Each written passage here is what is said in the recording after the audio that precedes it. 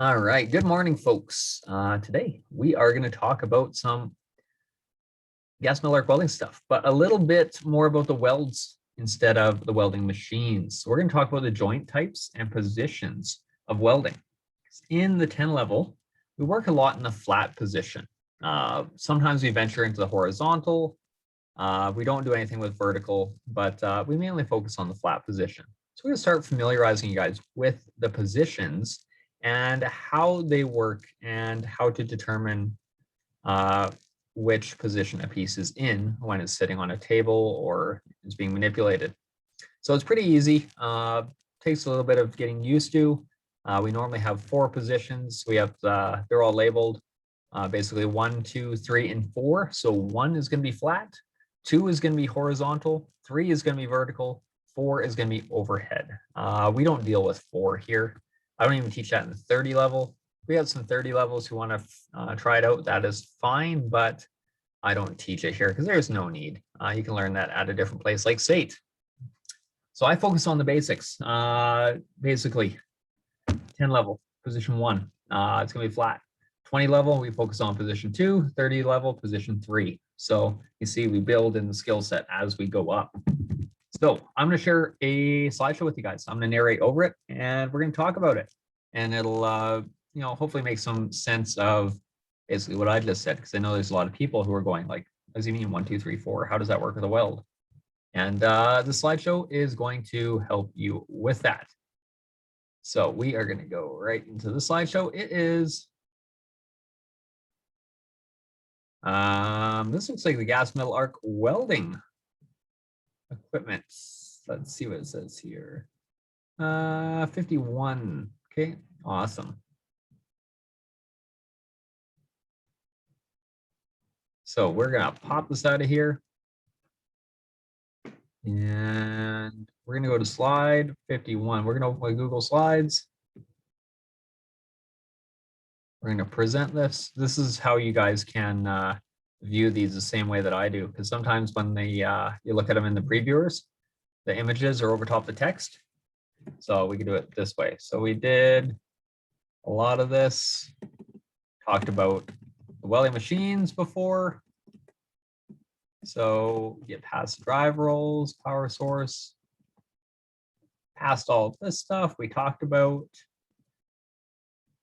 Stick out, which type, what type?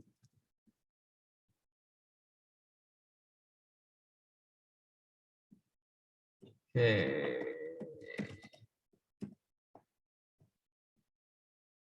Basic joints and weld types. Here we go. Took a while to get there, but we're here. So a weld joint is basically just how you position 2 pieces in relation to each other before welding them. So we have 5 basic weld joints. So a butt joint is where you take 2 pieces and just stick them together, touching, then you weld that seam between the 2 pieces. A lap joint, we see on the top there, is where you have 2 pieces overlapping. It could be in a stair set style piece like we have here. To the right of that, we have a corner joint. So there's a bunch of different ways setting up these joints, different types of preparation we can do. We'll kind of get into that as we get farther down the line. We're going to focus on the basics for now. We also have the T-joint down here on the lower left. T-joint is one of the joints I have you guys do in class. That simulates working on 2 larger pieces because you don't have the edges to guide you like you would on a lap joint. On the lap joint, you have the top edge of the plate to guide you, and that tells you how far you need to go. T-joint is an extension of the lap joint, where you determine the overall size of the weld and attempt to keep that within parameters. The edge joint, mainly for thinner materials. Sometimes we see it with a little thicker materials. But those are the 5 basic joints. We're going to move on from that. So we got our butt joint. We got a corner joint. We got our T-joint, our lap joint, and our edge joint. You guys won't be familiar with this term, but I am. So I used to live in British Columbia, and the acronym to remember all of these is BC-TEL. So that's how I remember all these joints. So 5 letters represent the 5 different joints. We got a butt, we got a corner, a T, an edge in the lap, BC Tel. That used to be a phone provider in BC, a phone service provider back when we had landlines, phones with cords on them. It was crazy. So, but yeah, back in the day, aging myself a bit here, but that's fine. So we got weld joints, but we also have weld types. So we got different types of welds that we do in the class. There are two main ones that I focus on in our class, and that's fillet welds and groove welds. So we do the grooves in the 20 and 30 level. We practice our surfacing actually in the 10 level by doing our padded plates with our stringers. And plug welds, we don't really do a lot of those. They're fairly simple, but if we find some time, I can definitely set some up and we can do some of those in class. And the acronym for that is some people find gold. Basically, so it talks about the surfacing, the plug, the fillet, and the groove welds. So, right here we have some welds, and does anybody have, well, this is a fillet weld is what it is. So what we have are two pieces intersecting each other at near 90 degrees, and you basically have T-joints here. That's what those are pretty much. Those are TIG welded on a bicycle. This type of weld here would be surfacing welding, because what they've done, surfacing is where they build up an already worn surface, or they build up a new surface to prevent wear. And you can see that here. These are the ripper teeth on a D9 cat. It's got a big hydraulic system. It will plow these right into the earth, and it will drive along, ripping up the earth, making it softer for things like excavators to remove. Here we have a groove weld. So on pipe, when pipe meets up, they basically form a groove weld. And we'll go over what groove welds are in class. And here we have a plug weld. So a plug weld is a weld that you would use to join two surfaces together. So the surfaces are normally set up in a lap position. And often what you'll have is these three dots of weld you can see on that top plate. Underneath those are actually holes that have been drilled through the top plate, exposing the bottom plate beneath. And you weld through the hole in the top plate to the bottom plate, and you build that weld up until it basically catches the edges of the holes in the top plate, and you fill it up full weld, and that's called a plug weld. So you basically plug up the hole with weld. All right, so we got surface weld types. Now we got all sorts of different things we can do for surface welding. Generally, you see it as buildup of material that is missing. And then you see it as hard facing, so adding additional material to a surface to prevent wear of the original material, because it's easier to replace welds than to replace a completely missing front edge of a bucket and it's all worn out and worn through. So it's used for buildup on worn parts, hard facing. Sometimes it's called cladding, and basically that is what's used to build up old parts, or you put it on brand new stuff, prevent wear of the new material. Buckets are cheap. Well, buckets are not cheap, actually. Buckets can be quite expensive, especially on bigger machines. But in relation, welders are cheap. A new big bucket on some these things like cats and big excavators can be 25 grand. If they're worn out, you got to replace it, right?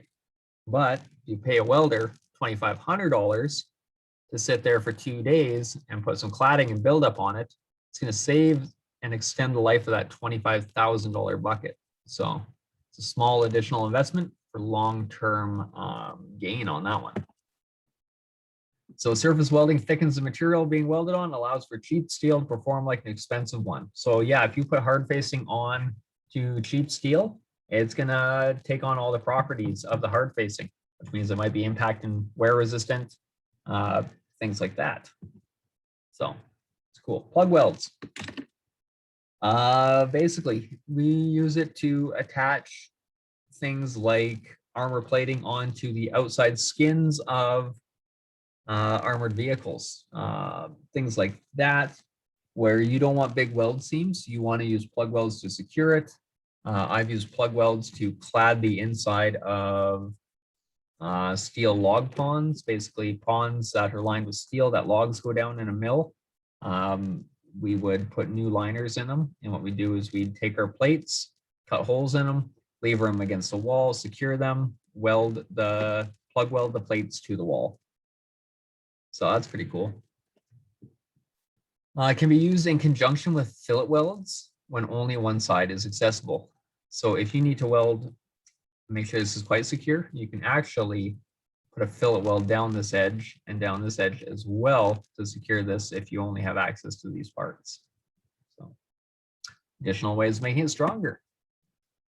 We got different fillet welds though. We got laps, we got T's, and we got corner joints. They're not necessarily the strongest, but they are the easiest to fit up.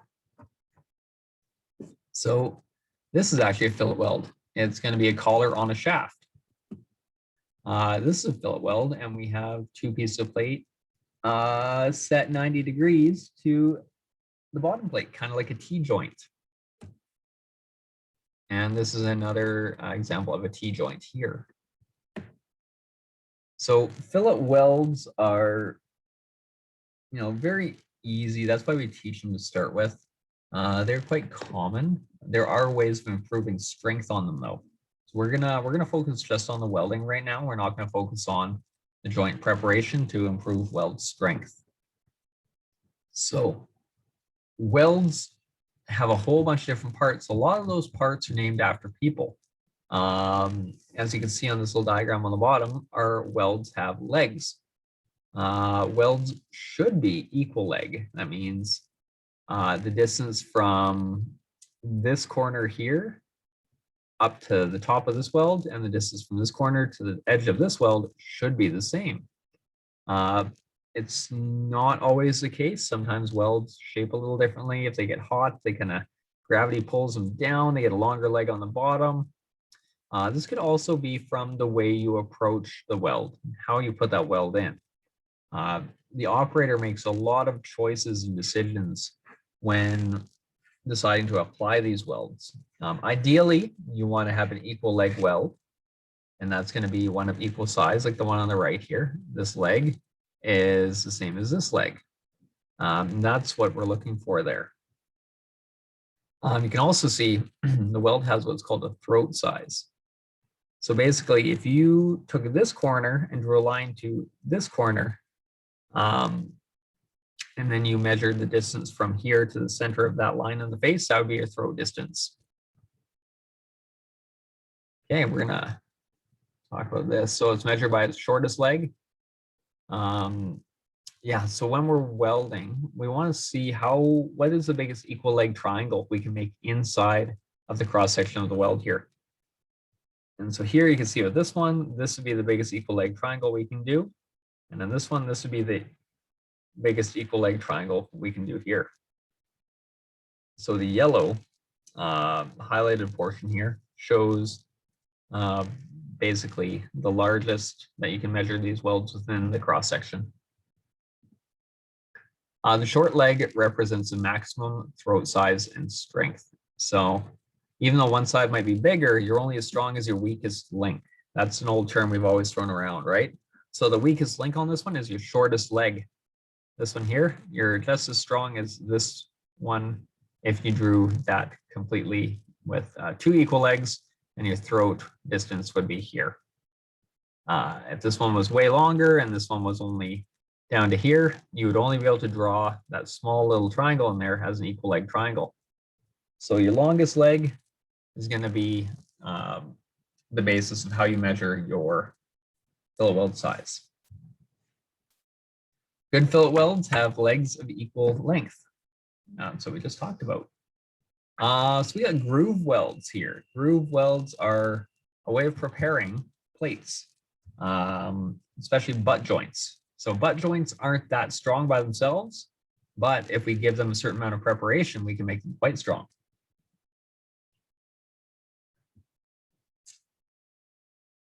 So a V groove means both plates have been prepared, and we're gonna see that on the lower left here. So what we have is single bevel on either plate to form a V groove. This is what we're gonna do in the 20 level. Then we weld this bottom side here from the top.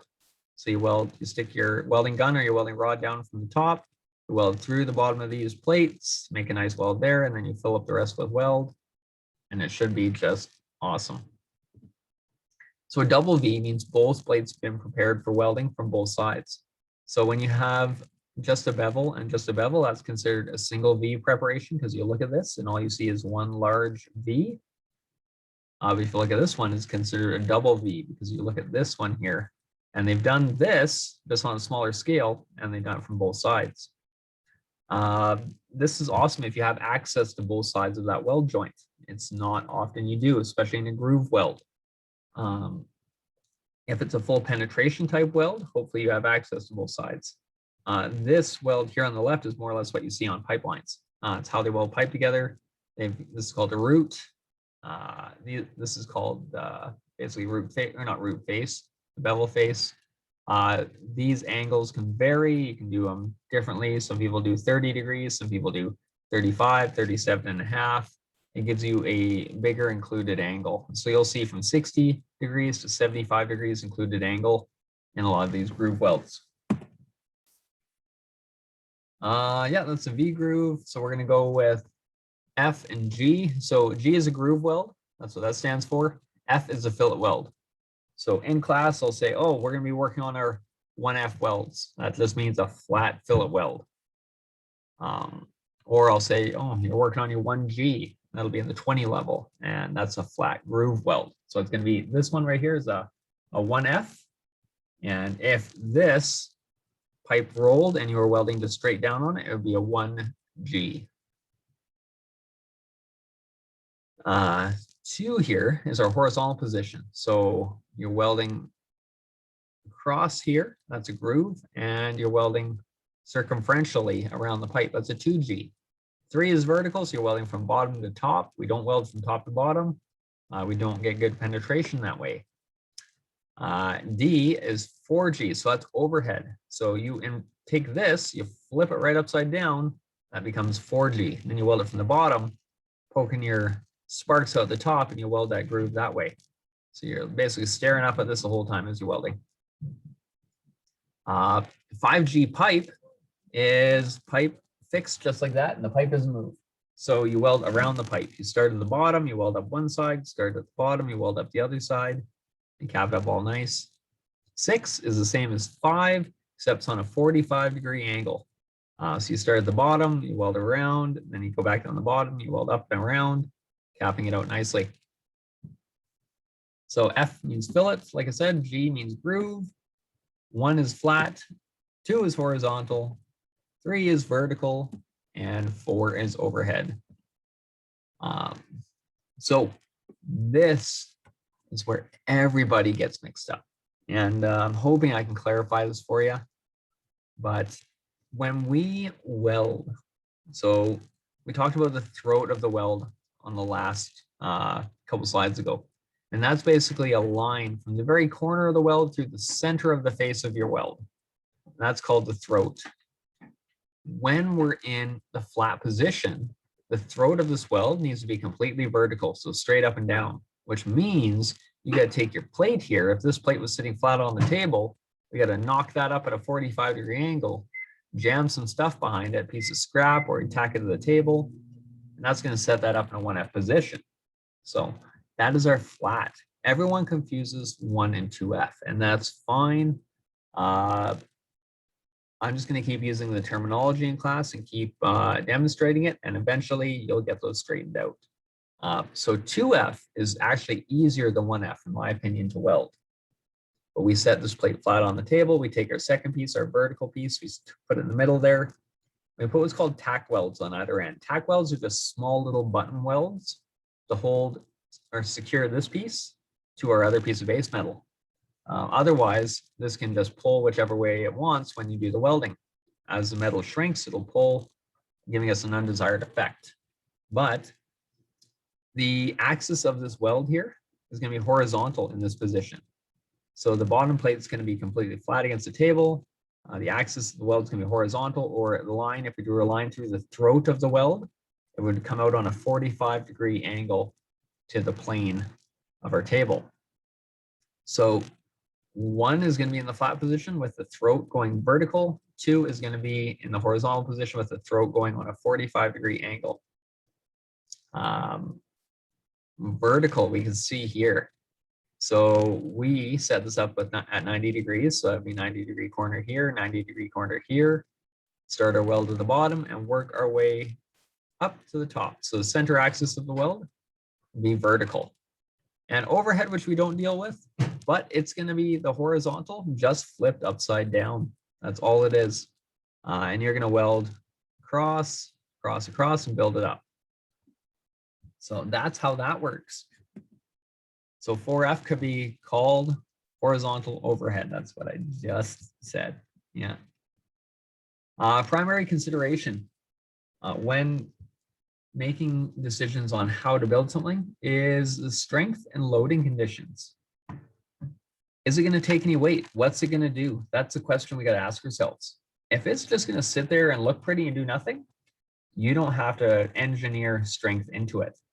But if it is going to be taking a lot of weight, we have to figure out how to make this as strong as possible so it can support whatever load we place upon it.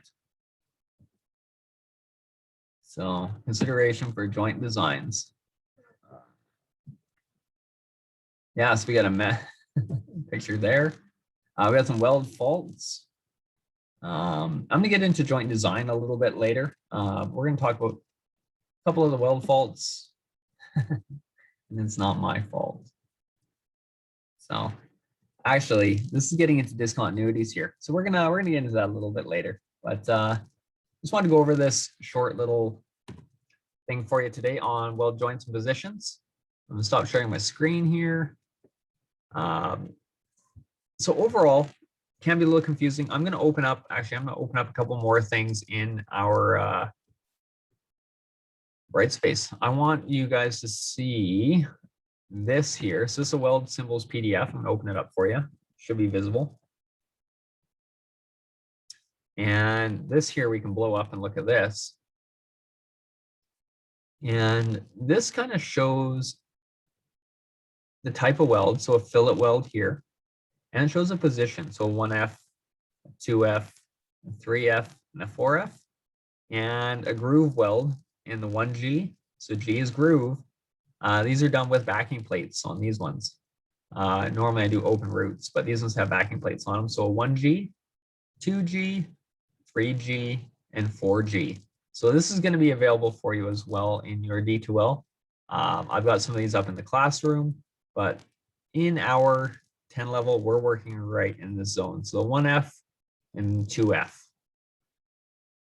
So what we're going to do is we're going to go back to this, and then we're going to open up this one. So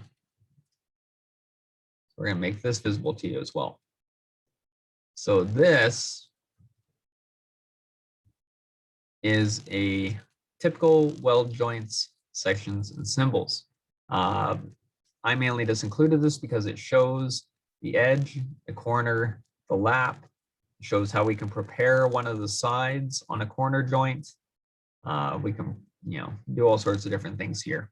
But it shows the different types of groove welds. And they can be done lots of different ways. So what we have here is the preparation on the top and what the welded result should look like on the bottom. That's if things were perfect. Some of these are better than others as far as the style of welding. Open square grooves, I don't like them. They're difficult to work with, and it requires a lot of skill on the operator's side to get both those roots tied in quite nicely. Square butt joints, the weakest of all the butt joints. That just means you took two pieces, you slam them together, and you put a weld down the seam on the top. No preparation whatsoever. So that weld isn't really going to penetrate into the base metal. It's basically a temporary weld just to hold something in place. I always like my grooves prepared with a nice big single V, or if I can get both sides, something like a double bevel, which is right here. So I like to provide these because they just show the different ways joints can be configured, what their welded, their completed weld should look like as far as penetration. Pretty decent posters. That's why I've shared this ones. So what I'm going to do is we're going to pop out of here.